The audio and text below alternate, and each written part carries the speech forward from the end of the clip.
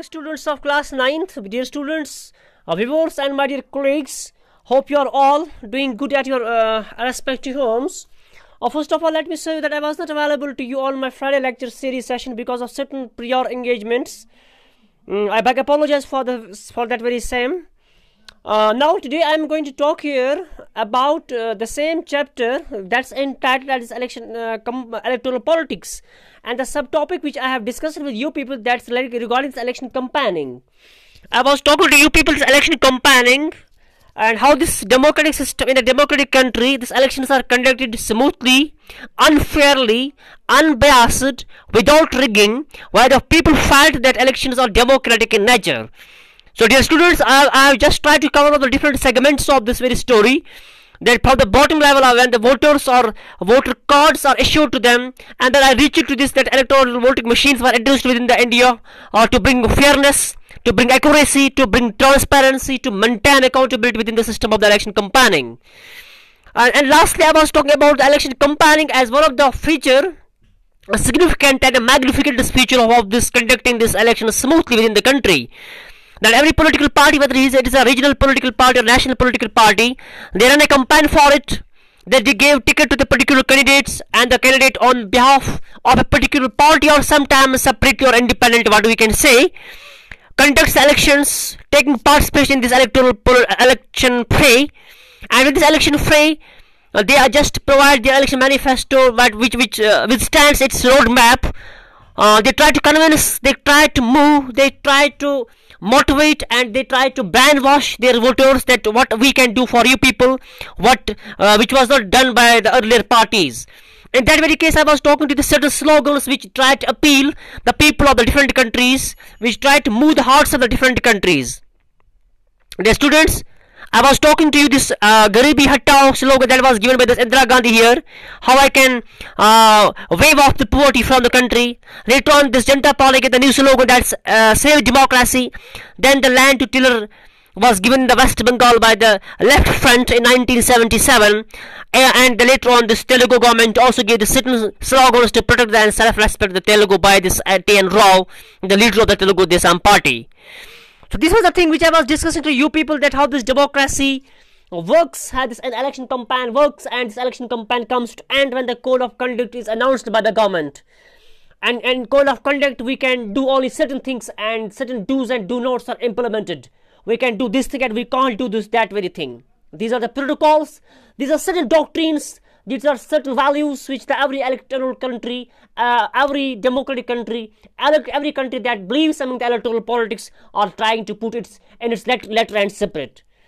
So dear students, it was all about the rebrushing and recapitulation of my previous talk which I was discussing to you people, and let's go ahead. Let me talk today here a new concept.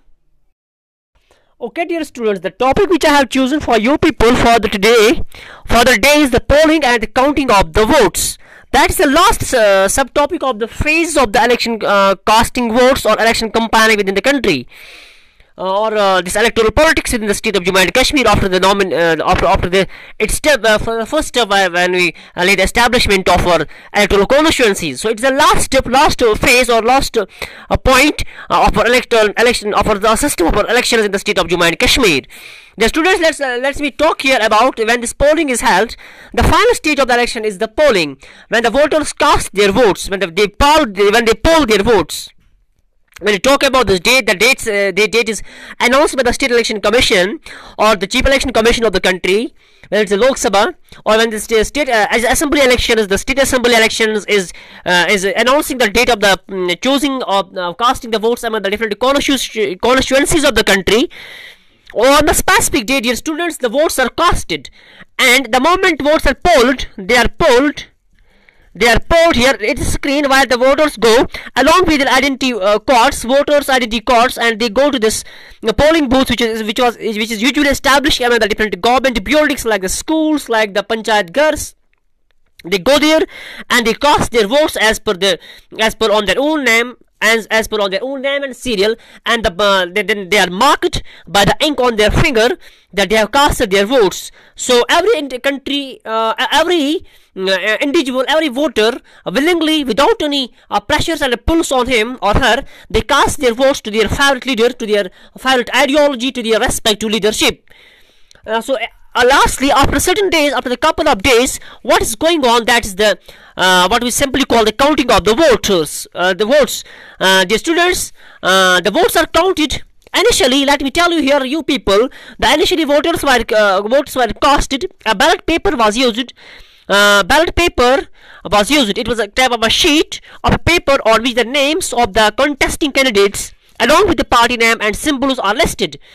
So they just stab them and they put the same paper in the ballot box. But nowadays the trend has been changed. It has been technically made accurate. What is simply called the EVM concept has been introduced. Here it's a view of the EVM on the screen, electronic voting machines, where we can see the black spot. It's a button. Then we can see the different names are allotted by the election commission of the country or the state election commission. And the voter is now having a very open choice, very clear choice. There is no blurred, there is no myopic system. They can go there and they can cast, they can press the single button there, and the destiny of the particular candidate is fixed there. It's catched there. It's enlisted there within the electronic voting machines. So it's big, technically sound, and the new technology has been introduced recently as since 2004 within the country. Well, dear students, these elections votes are now casted. Now in the present scenario, we do have these EVMs. The votes are by cast. Later on, it's a day of counting. When the counting is done, here we are having this. Let me have here a clear and look to you people. Here it's the look. The people are there, the employees are there, they are counting the votes, opening the electronic voting machines, and they are just to figure out, they just try to figure out the scale, and they just maintain the statistics, which voter has made his day, which has gained the day, and later on the announcement is done. But persistently the figures are calculated through the televisions. The people are conveyed persistently where lies the which party, which candidate has got the which seat, who is leading the party and who has lost the seats. It's constantly going through the media. The people, common mass, are the voters are given the minute to minute information, line to line information, what is going on within the election this counting hall. So ultimately the TV channels, radio channels, and newspapers report event within a few hours of the counting. All the results are declared, and it becomes clear as to who will form the next government, who is going to make the next government. So this is way. Here it is a long saga, it is a long journey of electoral system in India, in a particular country, democratic country, particularly when I talk about my country, that's India. So this constitutions are drafted, and later on the votes are casted and the counting is done, the destiny is opened.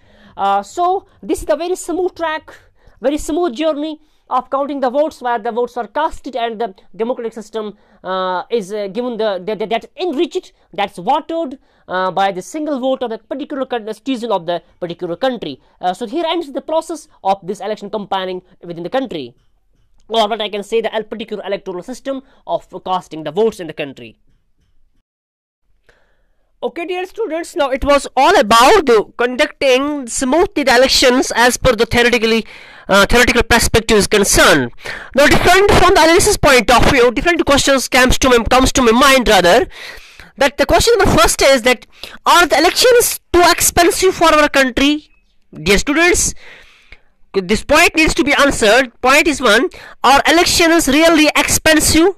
Are they really expensive elections? Elections are expensive, means they are very expensive in the country. This question needs to be answered. The students, when you talk about analysis and the figures and the statistics and the calculations, the total sum amount of the money that is spent on the elections campaigning within the India, election functioning in India, from the day first to the day last, a large amount of money is spent in conducting elections in India. For instance, if we talk about the government spent about 3500 rupees crore, that is 3500 3500 crore rupees is spent is conducted, and the Lok Sabha elections of 2014. The total amount of the money was 3500 crore rupees was spent in the 2014 election. It's a huge amount of money. 3,500 crore rupees was spent in the elections, the Lok Sabha election that was conducted in 2014. That works out of about, if you talk about the statistics very minutely, that's 40 rupees 40 per person. Total 40 rupees per person on the voters list. It means that works out to about the rupees 40 persons on the voters list. The amount spent by the parties and candidates was more than what the government spent. The students, it means that 3500 crore is the amount of the money that the government spends upon the conducting elections. But the amount that the party spends among the workers, among the rallies, among the road shows, among the public shows, among the media announcing, sponsoring, that's more than that, around 30,000 crores and the 40,000 crores, that makes almost 500 rupees per voter. It's a huge amount of money that the election is consuming. Now the question comes here: is it a good way of conducting elections in a country that's having a meager to mouth income? That's still we claim that we are not a developed country as well. That is the question that some people raised to over the election commission, that it's a burden on our people, it's a burden on the shoulders of the country, that our poor people cannot afford to hold elections once every 5 years. So because of the country, we have the tenure of the government, that's 5 years, so we cannot afford the elections conducted by the Election Commission of India after every 5 years. So it's really a question mark that elections should be held not every 5 years, because taking the burden on the shoulders of the people who are very poor in nature. It's post question point number 1. The point number second is from the analysis point of view. That's like this: that are elections really democratic in nature?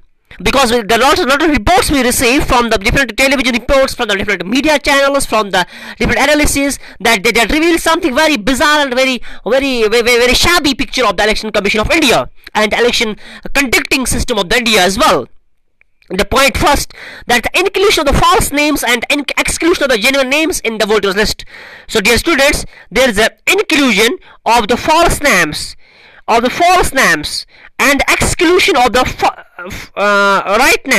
correct names from the voters list. The genuine names are missing and the fake names are enlisted. It's the first question mark which we have reported, where the channels have people are casted, people have voiced, people reported, and the media channels have highlighted.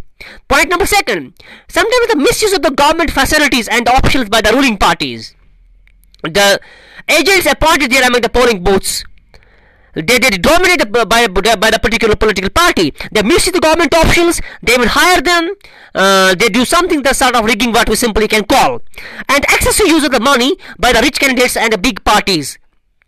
Point fourth, intimidation of the voters and rigging on the polling days. So they try to intimidate them on the polling day. There's absolute chance of the rigging by these parties.